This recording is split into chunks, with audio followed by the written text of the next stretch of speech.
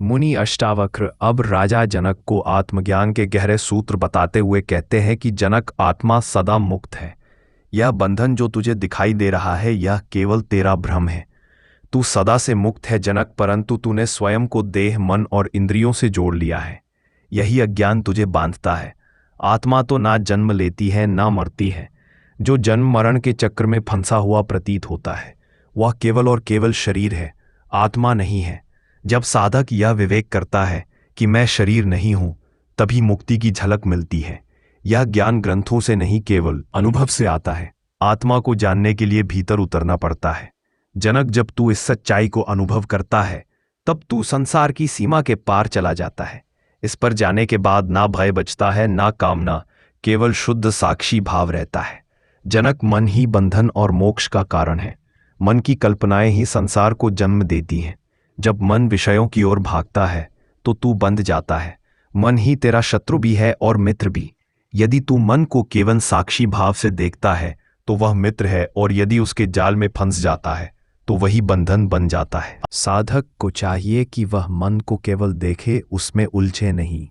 यह जानकर कि मैं मन नहीं हूं, तू स्वतंत्र हो जाता है। जनक, आत्मा को समझने का भ्रम ही अज्ञान है, और जब यह भ्रम मिटता है तभी शांति का उदय होता है। आत्मा कभी बंधती नहीं, केवल मन के साथ तादात्म्य से संबंध हो जाता है। इसीलिए चेतना को पहचानो, मन को नहीं। जनक, मन से ऊपर उठकर साक्षी भाव में ठहरो। मन परिवर्तनशील है, वह कभी सुखी होता है कभी दुखी, लेकिन तू जो इनका साक्षी है, साक्षी कभी नहीं बदलता। अष्टावक्र कहते हैं कि यदि तू मन की लहरों से प्रभावित होता है तो तू अज्ञान में है। साक्षी बनते ही तू एक स्थिर आकाश बन जाता है, जिसमें विचार केवल बादलों की तरह होते हैं और आते जाते हैं। जो साधक साक्षी में ठहरता है वही सच्चे अर्थों में मुक्त है। यह साक्षी भाव कोई प्रयास नहीं है, यह तो बस स्मरण है कि मैं देखने वाला हूं। विचार नहीं, इस देखने की क्रिया में ही समाधि है। जनक, जब तू स्वयं को देखने लगे तब तू बाहर से भीतर आ गया। समझ लेना, और विषयों में रति ही दुख का कारण है। मन जब विषयों में रमण करता है तभी दुख पैदा होता है। अष्टावक्र यहाँ स्पष्ट करते हैं कि विषय वासना ही दुख का कारण है और कुछ भी नहीं। वे कहते हैं कि जब तू विषयों में सुख ढूंढता है तो तू बाहर की ओर भागता है, पर आत्मा की ओर बढ़ने के लिए भीतर की ओर मुड़ना पड़ता है। विषय क्षणिक सुख देते हैं और फिर वे ही बंधन बनते हैं। जैसे मधु में विष छिपा हो, वैसे ही विषयों के पीछे दुख छिपा होता है। साधक को चाहिए कि वह विषयों का अनुभव करे पर उनमें आसक्त न हो।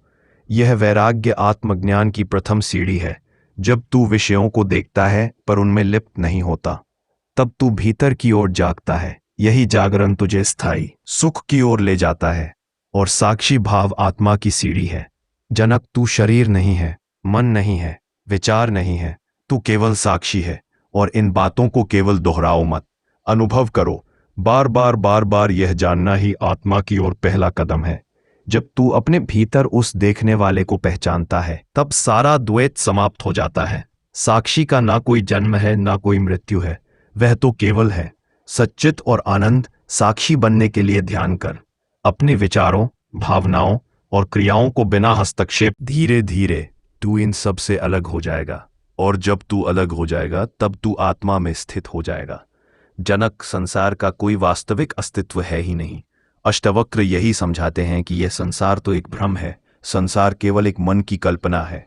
जैसे स्वप्न में हम सब कुछ देखते हैं, सब कुछ, पर जागते ही सब कुछ लुप्त हो जाता है, वैसे ही संसार भी केवल एक भ्रम है और आत्मा इस भ्रम से अछूती है। साधक जब मन से ऊपर उठता है तभी वह जान पाता है कि यह सब केवल दृश्य है, दृष्टा कोई और है। यह जानकर भीतर मौन उतर आता है। संसार को त्यागना नहीं है, संसार से भागना नहीं है, और संसार से चिपकना भी नहीं है। यह दोनों ही बंधन के कारण बन जाते हैं, क्योंकि त्यागी त्याग में सुख ढूंढने लगता है और भोगी को तो भोग में सुख दिखता ही रहे। ना भोगना है उसे जानकर उससे परे उठ जाना है। यह पार उठना ही आत्म साक्षात्कार है। तब ना कोई आग्रह बचता है ना प्रतिरोध, बस शांति रह जाती है।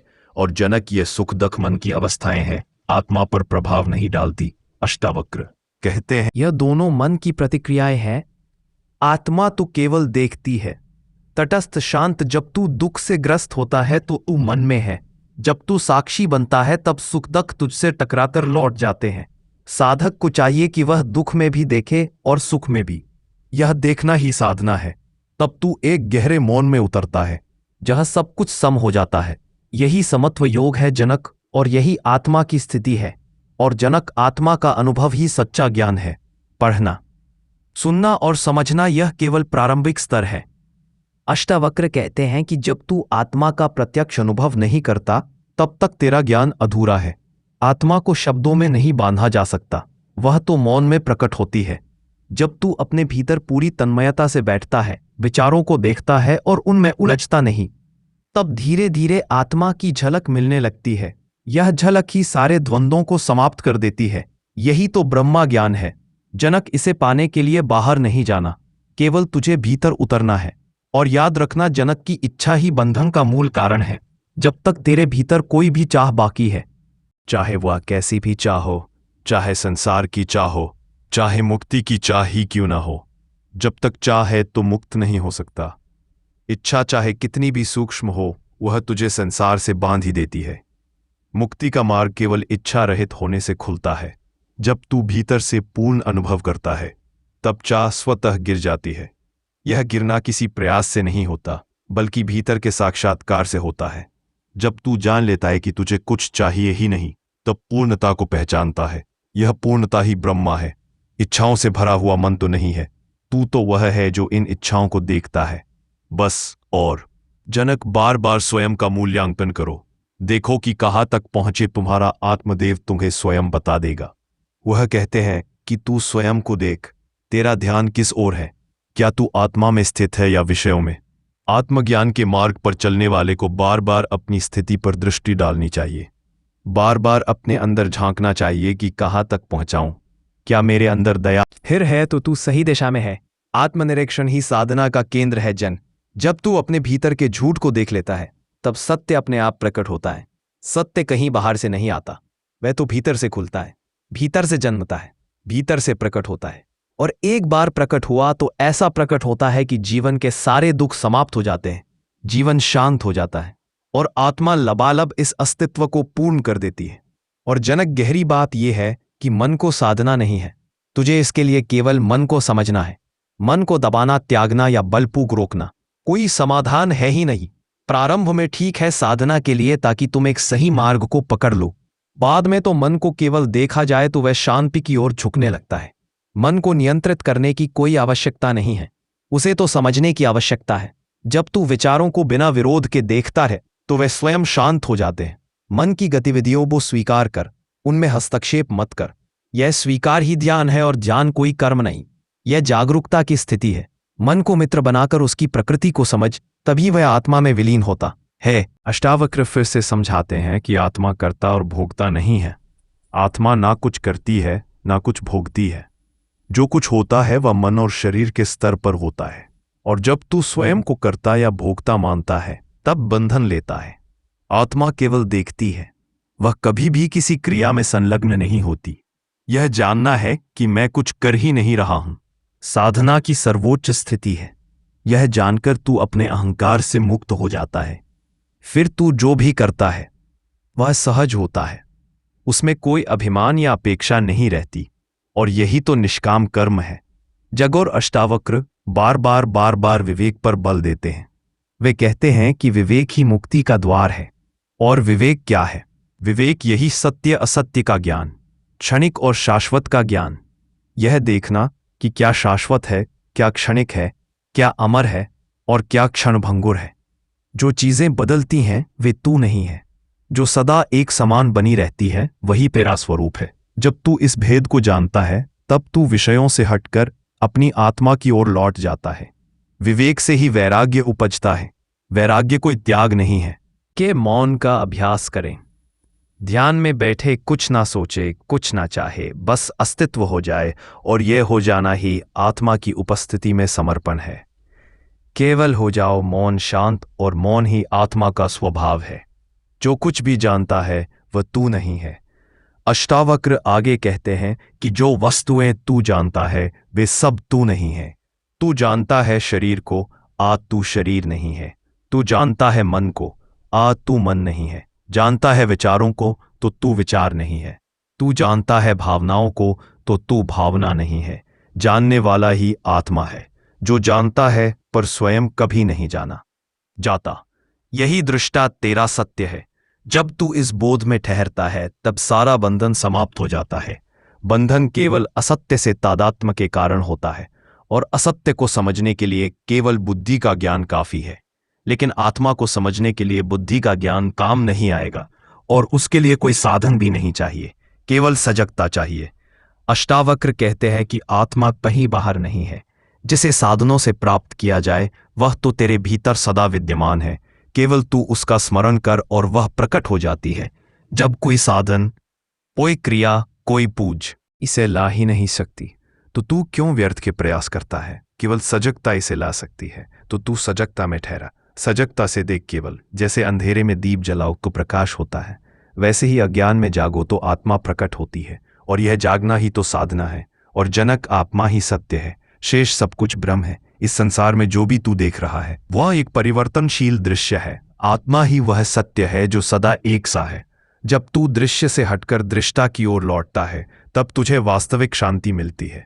अष्टावक्र कहते हैं, जो सदा रहता है वही तो सत्य है, जो बदलता है वह तो भ्रम है। और साधक को इस गहरे सत्य को अनुभव करना चाहिए। जब साधक इस गहरे सत्य का अनुभव करता है तब जीवन ही एक ध्यान बन जाता है। अष्टावक्र आगे समझाते हैं कि जनक, मुक्त व्यक्ति को कुछ करना नहीं होता। जो आत्मा को जान गया वह कुछ करने की आवश्यकता से ही परे हो जाता है। उसका हर कार्य सहज होता है, उसमें प्रयास नहीं होता। मुक्त पुरुष जीता है पर करता कुछ नहीं है, उसकी उपस्थिति ही उसका प्रभाव है। ऐसा व्यक्ति भीतर से शांत होता है और बाहर से सहज। वह किसी लक्ष्य की ओर नहीं भागता, क्योंकि उसे कुछ पाना नहीं है, और यही उसकी पूर्णता है। तू जो कुछ है जनक, सदा से परिपूर्ण है। अष्टावक्र साधक को यह बोध कराते हैं कि तू जिस सत्य की खोज कर रहा है वह सत्य तू पहले से ही है। तू किसी नए सत्य तक नहीं पहुंच रहा, तो केवल अपनी भूल को छोड़ रहा है। जैसे दर्पण पर पड़ा धूल हट जाए तो केवल चेहरा दिखता है, वैसे ही अज्ञान हट जाए तो केवल आत्मा प्रकट होती है। शुद्ध आत्मा, केवल ज्ञान आत्मा को पाना कोई उपलब्धि नहीं है। उपलब्धि तो इस बाहर के संसार में होती है। आत्मा को पाना कोई उपलब्धि नहीं, यह तो केवल और केवल एक स्मरण है। और साधक को भीतर की गहराई में उतरकर यह देखना चाहिए। जब तू संसार की सतह पर जीता है जनक, तब तू केवल लहरों को देख रहा है। सुख, दुख, लाभा, हानि, इच्छा, द्वेष, यह सब लहरें हैं। अष्टावक्र कहते हैं कि तू इन लहरों से पार हो जा। भीतर जहां तू ना कुछ पाता है ना खोता है, वहां एक मौन की नदी बह रही है, बस उसमें उतर जा। यही उतरना ही आत्म साक्षात्कार है। यह गहराई ही सच्ची मुक्ति है जनक। और ध्यान रखना, तू मनुष्य नहीं है कोई, तू तो परमात्मा है साक्षात। तू स्वयं को शरीर समझता है, मन समझता है, मनुष्य समझता है। यही तेरी सबसे बड़ी भूल है। तू देहधारी आत्मा नहीं है, तू देह में स्थित परमात्मा है। जब तू यह जान लेता है तब तेरा सारा भय समाप्त हो जाता है, सारी इच्छाएं गल जाती हैं। फिर ना मृत्यु डराती है ना जीवन बांधता है। तब तू केवल होने में स्थित होता है, और यही ब्रह्म स्थिति है। तू जो भी कुछ अनुभव करता है वह मन है, तू वह नहीं है। अष्टावक्र कहते हैं, मन अनुभव करता है और आत्मा केवल जानती है। सुखदक, स्मृति, कल्पना सब मन के क्षेत्र हैं, लेकिन तू इन सबसे परे है। तू वह है जो इन अनुभवों को जानता है पर उनमें फंसता नहीं है। जब तू इस साक्षी में स्थित होता है तब तू मुक्त होता है, और सारा योग इसी एक अनुभव में है। और ध्यान रखना जनक, आत्मा को पाने के लिए कुछ भी छोड़ना नहीं पड़ता। त्याग बाहर का नहीं, भीतर का होता है। विषयों को छोड़ना नहीं, विषयों में लिप्तता को छोड़ना है। जो भीतर से तृप्त है वह विषयों से निर्लिप्त रहता है। यह वैराग्य किसी अभ्यास से नहीं आता, यह तो आत्मा की अनुभूति से आता है। तू आत्मा को देख, यह विषय तो तुच्छ है, यह तो स्वयं छूट जाएंगे। जब आत्मा का परम आनंद तुझे मिलेगा तो उसमें स्थित हो जाएगा। तू देख लेगा कि तू तो वही समुद्र है जिसमें विषय रूपी एक भी लहर टिकती नहीं है, उसी में लीन हो जाती है। तब ये सारे विषय स्वतः छूट जाएंगे, और जब तक तू कुछ बनना चाहता है तब तक तू मुक्त नहीं है। अष्टावक्र बिल्कुल स्पष्ट करते हैं कि बनना ही बंधन है। तू साधक बनता है, तू ज्ञानी बनता है, तू योगी बनता है, तू कुछ भी बनता है, तब तक तू अहम में है। अहंकार तुझे घेरे हुए है। आत्मा कभी कुछ नहीं बनती, वह तो केवल है। और जब तू ये चाह छोड़ देता है कि मैं कुछ बनूं, तब तू आत्मा को पहचान लेता है। और यही अंतिम समर्पण है। जनक, और अंत में केवल आत्मा ही बचती है, शेष सब कुछ मिट जाता है। अंततः यह देह मिट जाएगी, विचार थम जाएंगी, भावनाएं समाप्त हो जाएंगी, तब केवल तू रह जाएगा। वही तू आत्मा है, शुद्ध अचल आनंद स्वरूप, और तू वही है। जब यह अंतिम पहचान हो जाती है, तब तू ना जीवन से डरेगा, ना मृत्यु से डरेगा, बस मौन, शांति और आनंद ही बचेगा। तू स्वयं में पूर्ण हो जाएगा, स्वयं में अमर हो जाएगा, स्वयं में स्थित हो जाएगा। अगर आपको यह वीडियो अच्छी लगी हो तो आप वीडियो को एक लाइक करके चैनल को सब्सक्राइब जरूर करें। धन्यवाद।